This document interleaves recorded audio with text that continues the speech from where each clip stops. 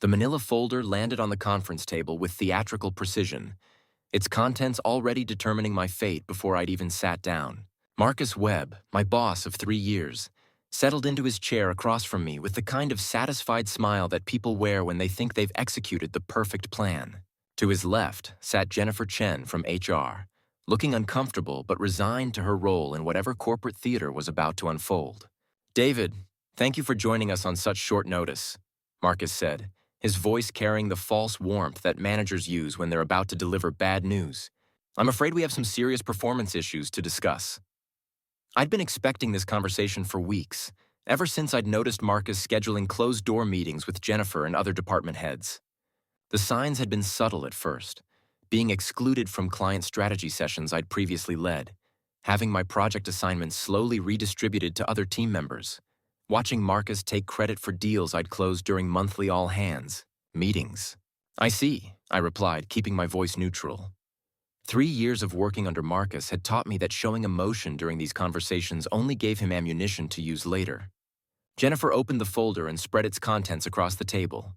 Performance reviews, client feedback forms, project completion reports, all bearing my name and Marcus's signature. At first glance, they painted a picture of consistent underperformance, missed deadlines, dissatisfied clients, revenue targets that had been missed quarter after quarter. "As you can see," Marcus continued, tapping one of the documents with his expensive pen, "your performance over the past 18 months has been consistently below expectations. Client satisfaction scores have declined, project delivery has been unreliable, and frankly, your contribution to the team's overall success has been minimal at best." I scanned the documents quickly, recognizing the projects referenced but not the narrative they told. The Henderson Industries account that had allegedly resulted in client dissatisfaction was actually one of our biggest success stories. A 3-year contract renewal that had increased in value by 40%. The Morrison Group project that was supposedly delivered late had actually finished 2 weeks ahead of schedule, earning us a bonus payment and a referral to 2 additional clients. Every document told a version of events that bore no resemblance to reality. "Marcus, I have to respectfully disagree with these assessments," I said calmly. "The Henderson account has been one of our most successful partnerships, and the Morrison project exceeded all deliverables and timeline requirements." Marcus leaned back in his chair with the kind of patient expression that people use when they're pretending to consider a point they've already dismissed. "David, I understand it's difficult to hear constructive criticism, but these are objective metrics we're looking at. The numbers don't lie." But the numbers did lie. Or rather, they'd been manipulated, context stripped away, and successes reframed as failures through the careful application of selective reporting and creative interpretation. It was masterful in its thoroughness and devastating in its effectiveness. "Unfortunately," Jennifer interjected, her voice carrying the weight of someone delivering a message she'd rather not give, "the company has decided that we need to make some changes to the team structure. Your position is being eliminated effective immediately." The words hung in the air with the finality of a courthouse gavel. 3 years of 60-hour weeks, of client relationships built over late-night strategy sessions and weekend troubleshooting calls, of revenue generated and problems solved. All of it reduced to a termination meeting that had clearly been decided. Before I'd walked into the room, "I see," I said again, because there wasn't much else to say. Arguing with fabricated documentation was pointless. Appealing to Jennifer's sense of fairness was useless when she'd already signed off on the decision. Fighting Marcus directly would only give him the emotional confrontation he was probably hoping for. "Your severance package is quite generous," Jennifer continued, sliding another set of papers across the table. 6 weeks' pay, continuation of benefits through the end of the quarter, and a standard non-compete agreement that restricts your ability to work with direct competitors for 12 months. 6 weeks of pay in exchange for 3 years of generating revenue that kept the entire department profitable. A standard severance for someone who'd brought in clients that accounted for 38% of the company's total revenue. It was insulting in its inadequacy, but arguing about it would be pointless. "There is one other matter," Marcus said, his tone shifting to something that sounded almost apologetic but carried an undercurrent of satisfaction. "Given the sensitive nature of your client relationships and the proprietary information you've had access to, we'll need you to transition your accounts immediately." I'll be personally overseeing the handoff to ensure continuity of service. Of course he would. Taking credit for my work had been Marcus's specialty since he'd been promoted to department head. Now he'd have direct access to relationships I'd spent years building, contracts I'd negotiated, and strategies I'd developed. It was the perfect corporate heist. Eliminate the threat to his authority while claiming ownership of the value that threat had created.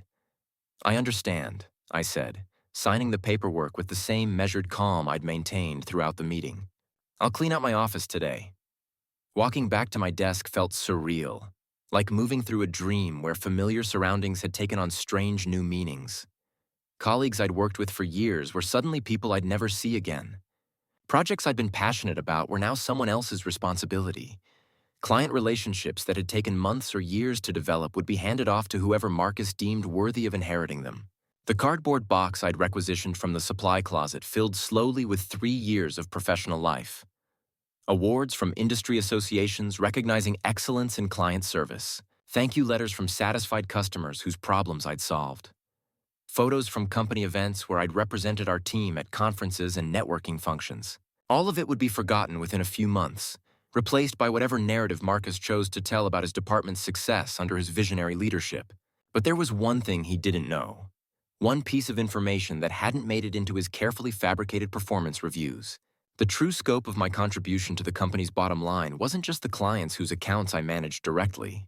It was the referrals those clients had generated, the contract renewals they'd signed because of relationships built on trust and consistent delivery, the additional services they'd purchased because they had confidence in our team's capabilities. I was responsible for 38% of the company's total revenue, a figure that Marcus had somehow failed to mention during our termination meeting. My phone buzzed with a text message from Tom Rodriguez, one of my closest clients and the CEO of a mid-sized manufacturing company that had been working with us for 2 years. Hey David, heard through the grapevine that you're leaving. Can we talk? Word traveled fast in our industry. I'd built relationships that extended beyond formal contracts, connections based on mutual respect and proven results. Clients who trusted my judgment and valued my counsel weren't going to simply accept whoever Marcus assigned to replace me. Of course, I texted back. I'll call you this evening. Over the next 2 weeks, I had similar conversations with 8 other clients.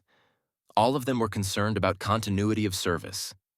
All of them had developed working relationships with me that went beyond the standard vendor-customer dynamic. Most importantly, all of them had contract renewal dates coming up within the next 6 months. Marcus had eliminated me from the equation, but he hadn't eliminated the relationships I'd built or the reputation I'd established. And in a service business where trust and personal connections drove purchasing decisions, that was a problem he hadn't anticipated. I spent my sudden unemployment productively, networking with industry contacts and exploring opportunities with competing firms.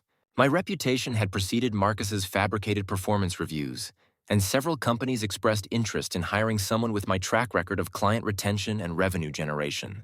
Within a month, I'd accepted a position as senior client strategist at Pinnacle Solutions, one of our industry's most respected firms. The salary was 25% higher than what I'd been making.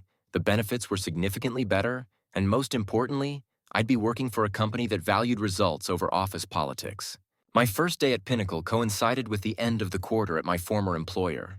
The quarterly revenue report that was distributed to all department heads would show, for the first time in 3 years, a significant decline in our department's performance. Not because of any external market factors or competitive pressures, but because 38% of the revenue I'd been generating had walked out the door with me. The phone call came on a Thursday afternoon in November, exactly 3 months after I'd been fired.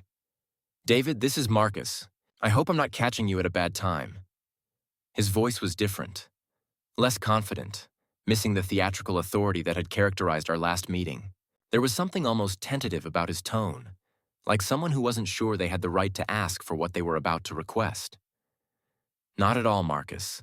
What can I do for you? I was hoping we could have a conversation about some opportunities that might be mutually beneficial. Things have been challenging since you left, and I think there might be ways we could work together again. Challenging. That was an interesting euphemism for what had actually happened. According to my contacts who still worked there, the department had lost 4 major accounts in 2 months. 3 more were threatening to leave when their contracts came up for renewal. The clients Marcus had promised to personally manage were complaining about lack of responsiveness and poor strategic guidance. I'm listening, I said. Would you be interested in coming back? We could discuss a significant salary increase, better benefits, maybe even a promotion to senior director level. The company recognizes that your departure created some gaps in our service delivery, and we'd like to address that. The company recognizes, not I recognize, or I made a mistake. He was still hiding behind institutional language, still unable to admit that his fabricated performance reviews and political maneuvering had created a crisis that threatened the entire department's viability. That's an interesting proposition, Marcus. But I'm quite happy in my current position at Pinnacle Solutions. There was a pause, the kind of silence that speaks volumes about someone's desperation and diminishing options. David, I'll be direct with you. The board is asking questions about our revenue decline. Some of our biggest clients have expressed concerns about continuity of service. We need someone with your expertise to help stabilize the situation. The board is asking questions. Translation. Marcus was under pressure to explain why the department he'd promised to revolutionize was suddenly hemorrhaging clients and revenue. His superiors wanted answers for problems he'd created by prioritizing office politics over business results. I appreciate your candor, Marcus. Here's my offer. The words carried the weight of 3 months spent watching the predictable consequences of his actions unfold exactly as I'd expected them to. 3 months of building a new career while his fabricated narrative collapsed under the weight of measurable reality. I'll consider returning as an independent consultant. My rate would be 3 times what you were paying me as a full-time employee. 6-month minimum contract, paid in advance. Full authority over client relationships and strategic decisions, with no interference from department management. And I want equity participation tied to the revenue I generate. The silence stretched longer this time. I could practically hear him calculating the cost of my terms against the cost of continued client losses and board scrutiny. David, those terms are substantial. I'm not sure the budget allows for that level of compensation. Then I guess you don't need my help as much as you thought. Wait, please. Let me see what I can do. Can you give me a few days to discuss this with the executive team? Of course. But Marcus, understand that my availability is limited. Pinnacle has been very good to me, and I have obligations there that take priority. A few days turned into a week, then 2 weeks. During that time, I heard through industry contacts that 2 more major clients had decided not to renew their contracts. The Henderson Industries account that had supposedly resulted in client dissatisfaction under my management had terminated their relationship entirely after 3 months of poor service under Marcus's personal oversight. The second phone call came on a Tuesday morning, but this time it wasn't Marcus on the line. David, this is Patricia Williams, VP of Operations. I believe you know why I'm calling. Patricia had been with the company for over a decade, someone who'd built her reputation on fixing problems that other executives had created. If she was calling instead of Marcus, it meant the situation had escalated beyond his ability to manage. Hello, Patricia. How can I help you? I'll be direct. The department has lost 8 major accounts in 4 months. Revenue is down 43% from this time last year. The board wants answers, and frankly, I need someone who can rebuild the client relationships we've lost. 43%. Even worse than I'd predicted. Marcus had not only failed to maintain the accounts I'd managed, but his mismanagement had created a cascade effect that damaged relationships throughout the department. I understand. What are you thinking? Your consulting terms. Marcus shared them with me, and while they're steep, the cost of not having you is clearly higher. I'm prepared to authorize a 6-month contract at your requested rate. With full authority over client relationships and strategic decisions? Absolutely. Marcus will be transitioning to a different role within the organization. You'd report directly to me. Marcus transitioning to a different role. Corporate speak for being demoted or fired, though probably with more dignity than he'd shown me during our last meeting. And the equity participation? We can structure something that ties your compensation to the revenue recovery you achieve. If you can rebuild what we've lost, everyone benefits. It was tempting. The financial terms were excellent. The professional vindication would be satisfying, and the opportunity to rebuild something I'd helped create had genuine appeal. But there was a principle at stake that went beyond money or career advancement. Patricia, I appreciate the offer, but I'm not interested in returning as a consultant. David, please reconsider. The The company needs your expertise. The company had my expertise for 3 years. It chose to eliminate that expertise based on fabricated performance reviews and office politics. I've moved on to an organization that values results over internal maneuvering. I understand your frustration, but it's not frustration, Patricia. It's a business decision.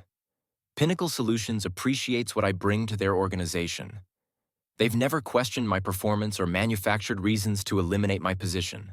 Why would I leave that environment to return to one that's already demonstrated it doesn't value what I do? The conversation ended cordially but definitively.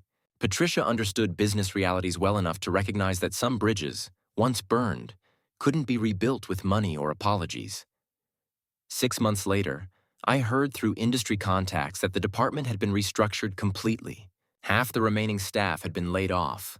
The other half had been absorbed into different divisions. Marcus had indeed transitioned to a different role, specifically to unemployment, after the board had decided that his leadership had been the primary cause of the revenue collapse.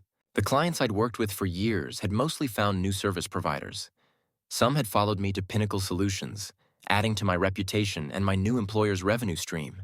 Others had gone to different companies entirely, their trust in our former employer shattered by months of poor service and broken promises. It was a textbook example of how short-term political maneuvering could destroy long-term business value. 2 years after my termination, I received a LinkedIn message from Jennifer Chen, the HR director who'd presided over my firing.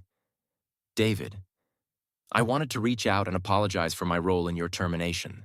The performance documentation we relied on was clearly inaccurate, and I should have done more due diligence before supporting that decision. I've learned a lot about the importance of verifying information independently, especially when it comes to personnel decisions with significant business impact. I hope you found success in your new role. The industry loss is our gain, I'm sure. It was a gracious message from someone who'd learned an expensive lesson about the dangers of accepting fabricated information without independent verification. I appreciated her willingness to acknowledge the mistake, even though it came too late to change what had happened. Thank you for reaching out, Jennifer. I appreciate your message and your willingness to reflect on what happened. We all make mistakes. The important thing is learning from them. I hope the company has implemented better verification processes for future personnel decisions. The revenge I'd imagined during those first angry days after my termination had been much more dramatic and satisfying. In my fantasies, I'd returned as a conquering hero, vindicated my reputation, and watched Marcus suffer the consequences of his actions in real time. The reality was more subtle, but ultimately more meaningful. I'd built a new career based on the same principles that had made me successful in my previous position.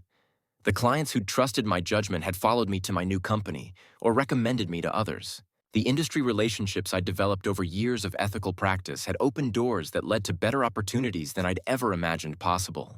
At Pinnacle Solutions, I found myself working with executives who understood that talent was an asset to be leveraged rather than a threat to be eliminated. My new boss, Sarah Mitchell, had built her reputation on developing high-performing teams and creating environments where exceptional people could do their best work. Our first meeting had been refreshingly different from the political maneuvering I'd grown accustomed to at my previous company.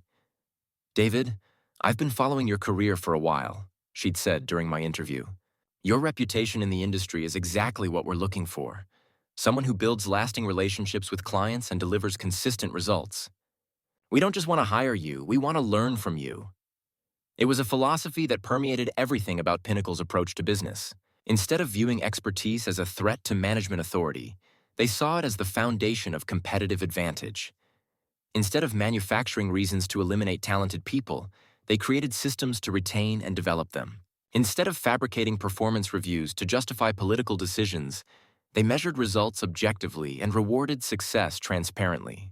Within 6 months of joining Pinnacle, I'd been promoted to Senior Director of Client Relations, a position that came with significant equity participation and the kind of autonomy I'd never enjoyed in my previous role.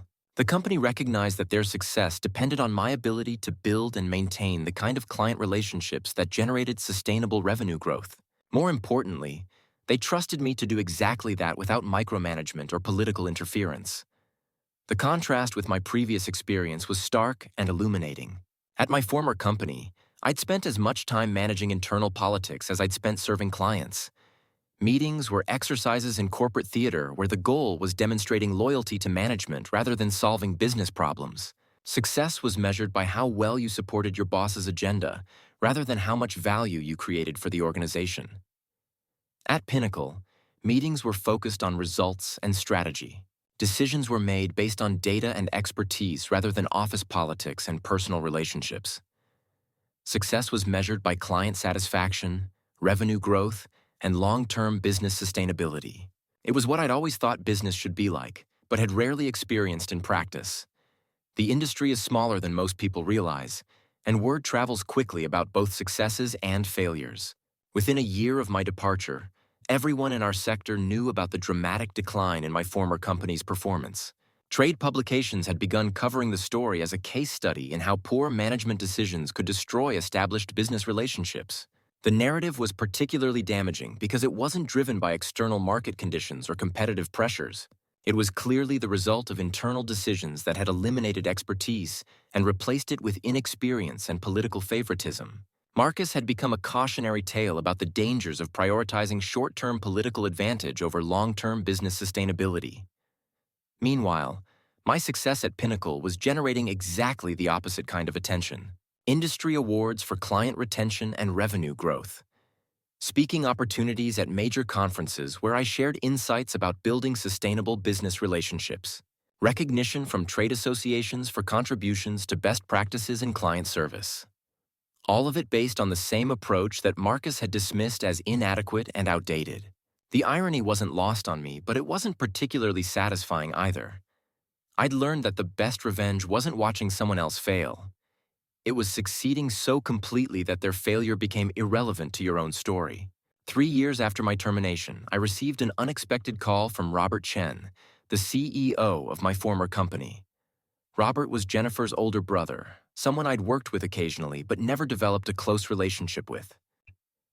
His call came during a particularly busy week when I was preparing for a major industry conference where Pinnacle was announcing several significant client wins. "David, I hope you have a few minutes to talk. I know this call is probably unexpected, but I wanted to reach out personally." Robert's tone was different from what I remembered. More humble, less corporate.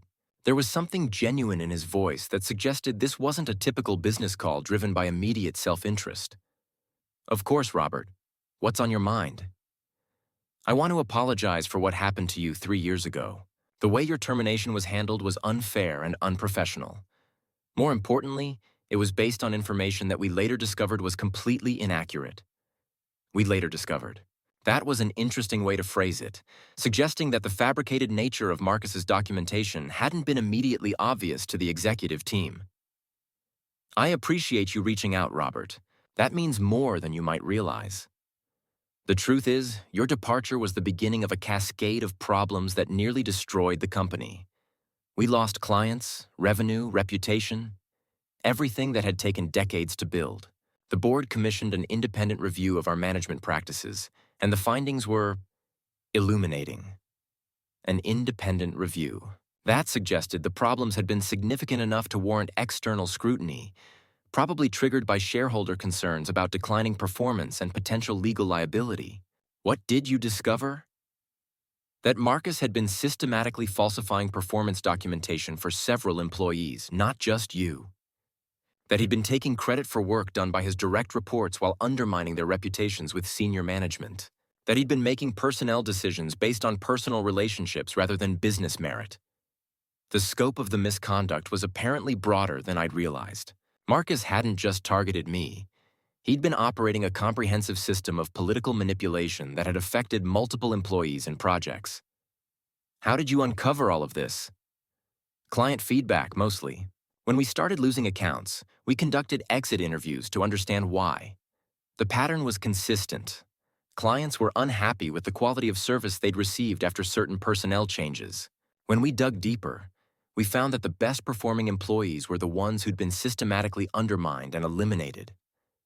It was a damning indictment of not just Marcus's leadership, but of the organizational culture that had allowed such behavior to continue unchecked for years. Companies don't accidentally create environments where fabricated performance reviews and political manipulation become standard practice.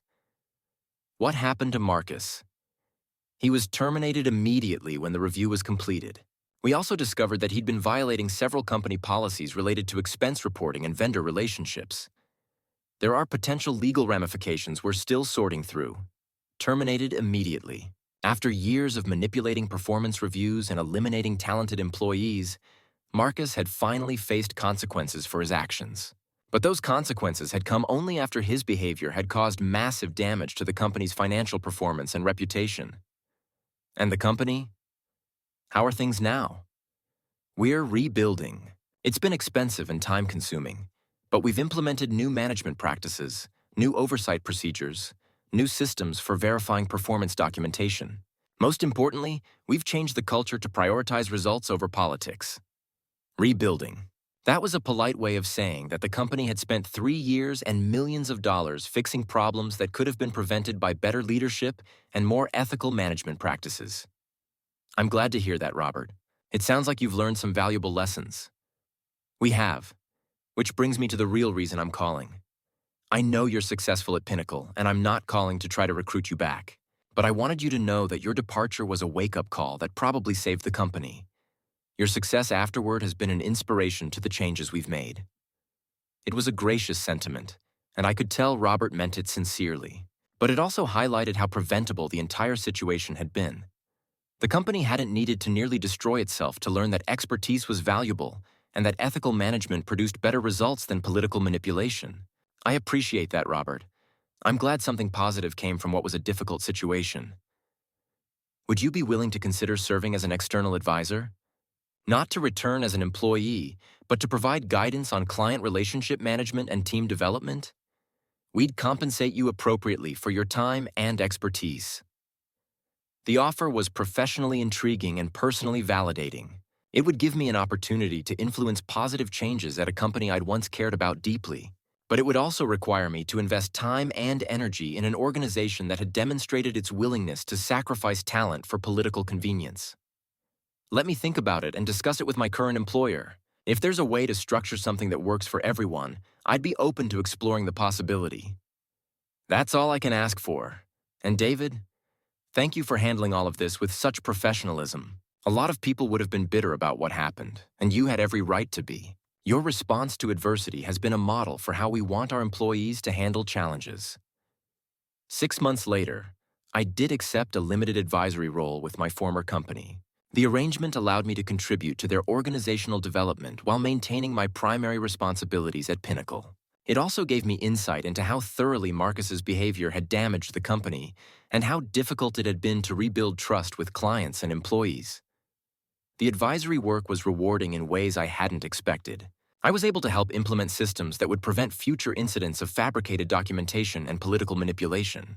More importantly, I was able to mentor younger employees who were learning to navigate corporate environments where ethical behavior and professional excellence were valued over political maneuvering. One of those employees was Jessica Park, a talented account manager who'd been hired during the rebuilding process. She reminded me of myself at an earlier stage of my career, passionate about serving clients, committed to professional excellence, but sometimes uncertain about how to handle the political complexities that existed in any organization. "David, can I ask you something?" she said during one of our mentoring sessions. "How do you maintain your principles when there's pressure to compromise them for short-term advantage?" It was a question I'd wrestled with throughout my career, particularly during my final months working for Marcus when the pressure to approve questionable decisions had been constant and intense. The key is understanding that principles aren't restrictions. They're competitive advantages, I told her. When you build a reputation for ethical behavior and consistent performance, clients trust you more, colleagues respect you more, and opportunities find you more easily.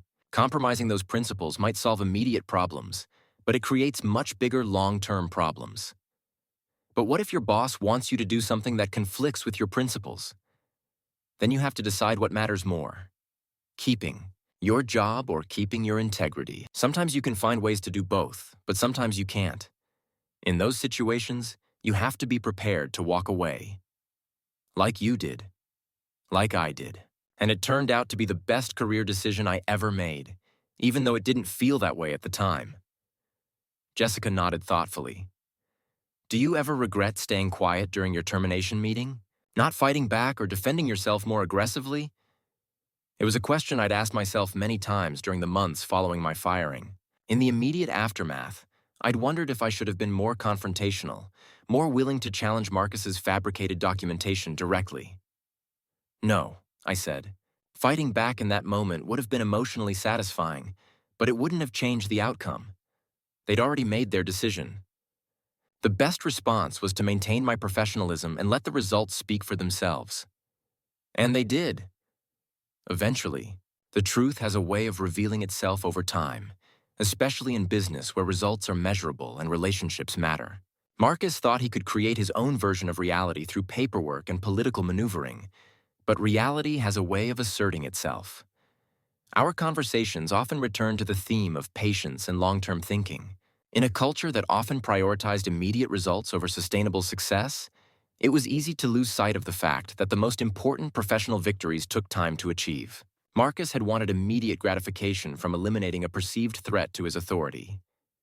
He'd gotten it, but at the cost of long-term damage that had nearly destroyed his career and his company. I'd chosen a different approach, focusing on building something sustainable rather than winning temporary political battles. The vindication had taken years to arrive, but when it came, it was complete and undeniable. 5 years after my termination, I was invited to speak at the annual industry conference about building resilient client relationships in challenging business environments. The audience included several hundred professionals, including many who knew the story of my departure from my former company and the subsequent rebuilding efforts. During the Q&A session, someone asked about handling workplace adversity and maintaining professional standards under pressure. The most important thing to understand, I said, is that setbacks are temporary, but reputation is permanent. When you're facing difficult situations, whether it's unfair treatment, political maneuvering, or pressure to compromise your principles, your response defines who you are professionally for years to come. I looked out at the audience, seeing faces of people at various stages of their careers, all of them likely to face similar challenges at some point. I was once fired based on fabricated performance reviews by someone who felt threatened by my success. At the time, it felt like a career-ending disaster. But maintaining my professionalism during that process and continuing to focus on delivering value rather than seeking revenge ultimately led to better opportunities than I would have had otherwise. After the presentation, a young man approached me who looked familiar, though I couldn't immediately place him. "Mr. Chen, I'm Jason Webb. Marcus Webb was my father." The family resemblance was clear once he'd introduced himself. The same facial structure, though without the arrogance that had characterized his father's expressions. Jason appeared to be in his mid-20s, probably just starting his professional career. "I wanted to apologize for what my father did to you," he continued. "I've learned about what happened, and I'm ashamed of his behavior. I also wanted to thank you for how you handled the situation. It's been a model for how I try to conduct myself professionally." The conversation was unexpected and moving. Marcus's actions had affected not just me and his company, but his own family members who had to live with the consequences of his choices. "Jason, you're not responsible for your father's decisions, but I appreciate you reaching out. It takes character to acknowledge difficult truths about people we're close to. I'm trying to learn from his mistakes, the way he handled conflicts, the way he treated people who disagreed with him, the way he prioritized short-term wins over long-term relationships. I've seen how destructive that approach can be." We talked for another few minutes about career, development, professional ethics, and the importance of building sustainable success rather than pursuing quick victories. Jason struck me as thoughtful and genuinely committed to conducting himself differently than his father had. As I drove home from the conference, I reflected on how completely the situation had been resolved. Marcus had faced consequences for his actions. The company had learned valuable lessons about management and organizational culture. Clients had been better served by the changes that had been implemented. Employees were working in a more ethical and supportive environment. Most importantly, I'd built a career that was more successful and satisfying than anything I could have achieved by staying in an environment where political manipulation was considered acceptable. The lesson I'd learned wasn't about revenge or vindication. It was about the power of patience, professionalism, and principled action. When faced with unfair treatment, the most effective response wasn't to fight fire with fire, but to demonstrate through continued excellence why the unfair treatment had been misguided.